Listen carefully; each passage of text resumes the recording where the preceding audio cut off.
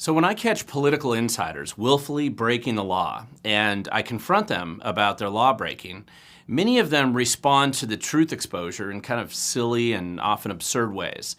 My recent public disclosure complaint, which I filed against Paul Dillon here, the Vice President of Planned Parenthood of Greater Washington, North Idaho, was just the most recent example. Mr. Dillon, and I assume this is his preferred pronoun, recently decided to run for the Spokane City Council, and he promptly broke the law as his very first step down this political path. Now, despite his personal meltdown, there was a surprising ray of light and hope exposed in the story, at least from the heart of darkness there in Spokane, so I'll share that with you here at the end. Now, before we get to Mr. Dillon's meltdown, I want to remind you that if you like this channel and video, please make sure you click, like, subscribe, and leave your comment below. If you hate this video, leave your comment as well. I always prefer to hear from you. But if you like it, make sure that you share this video with others via text, email, or share it in your social media accounts. Videos like this one are always shadow banned, so a few seconds on your part can really improve the visibility of my work, and it costs you nothing more than a few seconds of your time. So now, back to Planned Parenthood's Mr. Dillon and his meltdown. Now, here's a quick backstory. I've caught hundreds of politicians and judges, PACs, and others breaking the law. I mean, hundreds of them. And if you don't believe me, just go to the link below, I reference it right here, and look in the video description where you can track the list of all 209 politicos who have basically been fined, sued, sanctioned, or forfeited illegally obtained funds just from my efforts just over the past few years. And this list will help you put this recent VP of Planned Parenthood, Mr. Dillon's saga, in proper context. He isn't really that special or unusual in kind of the law-breaking world of politics. He's just one among many hundreds who can't seem to help themselves in breaking the law. Now, listen, it is so common for me to catch and expose guys in groups like this. I actually don't really do videos about all these cases because there's just too many of them. In fact, I filed a dozen complaints on a variety of politicians and PACs right around the same time that I caught Mr. Dillon just a few weeks ago. But Mr. Dillon's law breaking stood out to me for several reasons. First, he is very aware of his own law breaking, and he did so in this case willfully and with advanced knowledge of this law breaking. And I know this because this guy has been so active filing his own complaints against others, including complaints against the Spokane County Sheriff, which resulted in a fine, as well as filing successful lawsuits against conservative candidates to keep them off the ballot. That's something he did just a few years ago.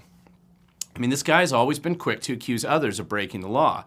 He just doesn't like it when he gets caught breaking the law himself. Now, in fact, let me quote from Planned Parenthood Vice President Paul Dillon as he discusses his successful lawsuit keeping a conservative candidate off the 2021 Spokane ballot.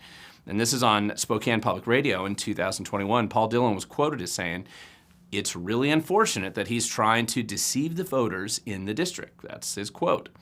Now, I've linked to some of the articles related to this and other political efforts by Dillon in the past to aggressively enforce the law on others. And yet, now that Mr. Dillon has put his name out there to run for political office, he chose to break the very same law himself. So yes, I agree with the 2021 Mr. Dillon. It is really unfortunate that Mr. Dillon is trying to deceive voters in the district. Even more unfortunately, this isn't the first time, and it appears to be unlikely the last time that this guy works hard to deceive the voters of Spokane. So what did Mr. Dillon do this time to break the law? Again, I'm assuming Mr. Dillon is a Mr. in the modern mad world of wokester pronoun police. So what did Mr. Dillon do? Well, he attempted to conceal critical personal financial information from the public. Every political candidate for office is required to file financial disclosure information with the Public Disclosure Commission. And this is so the public can know who might be influencing these politicians behind the scenes and whether they're breaking the law if they attempt to conceal this information. Because this actually has been the law very clearly since 1972, and Mr. Dillon is well aware of this requirement. You can see the complaint here, and I've got it linked down below. So, of course, how did he respond to this law breaking being exposed? Well, frankly, he does what all hypocritical politicians, they always do the same thing. First, he claims victim status in his very whiny response, which I've also linked down below. Secondly, he claims that he willfully concealed this information because he didn't want to disclose his home address where he lives, because supposedly he's worried about nebulous threats. And listen, I can actually understand his concern about death threats, assuming he has ever had any. I've experienced a fascinating variety of poorly spelled, rage-filled threats many times myself. But if Mr. Dillon really believes this was a reason to break the law, then he would not have made so many of these contributions to Democrats over the past few years, where his home address is clearly visible and repeatedly in many dozens of public databases. If he didn't donate thousands of dollars to Democrats, if he didn't file lawsuits to prevent Spokane voters from having choices on their ballot, and if he didn't file his own PDC complaints, just like the one I filed against him, perhaps his claims would have some merit. But he doesn't even believe his own victim status claim. On top of this, he also attempted to conceal debt held by his spouse and his officer status at a local PAC, 509 Forward PAC, which was funded almost entirely by the Lisa Brown for Congress campaign. It's a former head of the Department of Commerce for Washington State. Now, seriously, I think I've only just begun to scratch the surface on this guy's efforts to conceal the truth from the public. I mean, my complaint required him to actually file an updated, slightly more honest financial disclosure statement. So, like most of my efforts to make the world a slightly better place, I feel like I'm making progress here. Now, this doesn't mean he's going to go to jail. You aren't going to see him getting handcuffs for his law breaking. He just isn't. That just isn't going to happen. That's really not what the law requires.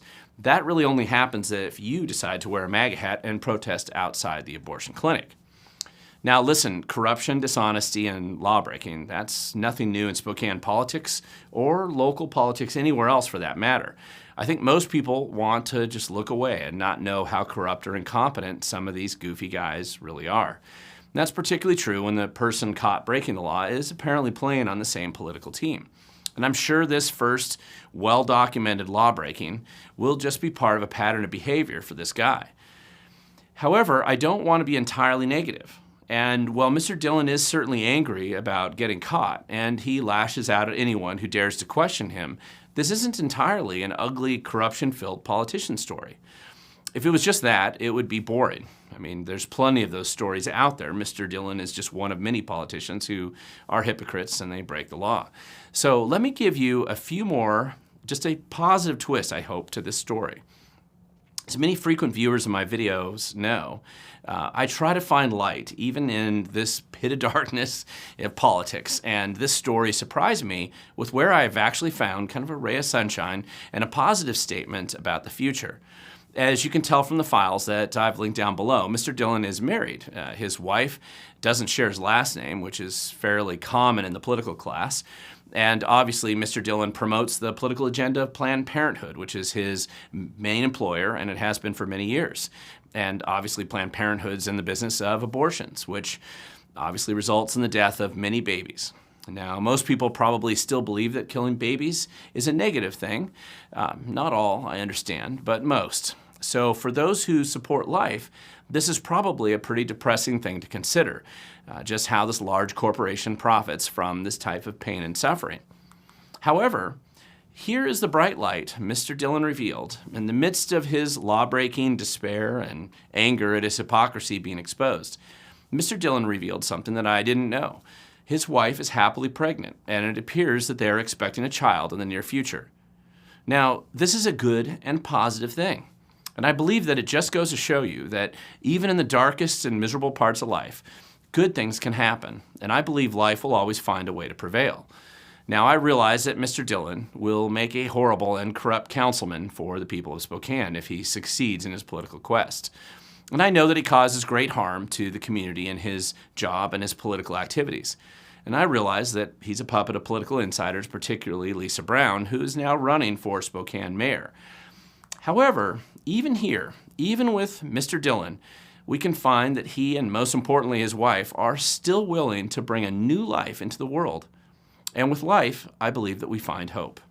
And with life, we can find a reason to keep fighting, to expose the truth, and confront the corrupt. With life, even from unexpected places, we can know that the future continues to unfold in unexpected ways. So I'll close this video with really just one point.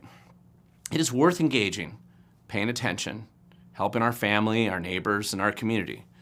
I suspect tough times are near for many people, and we can't expect anyone else is actually coming to help us. I don't believe they are. We will have to deal with the tough times ourselves. But we won't be alone, and I want to encourage you to see where life and hope and opportunity exist, even in the darkest of times and places. So now's the time to make those connections. Help those who can be in your community. Be willing to actually show up and then rise to the occasion when necessary, because ultimately the future belongs to those who show up.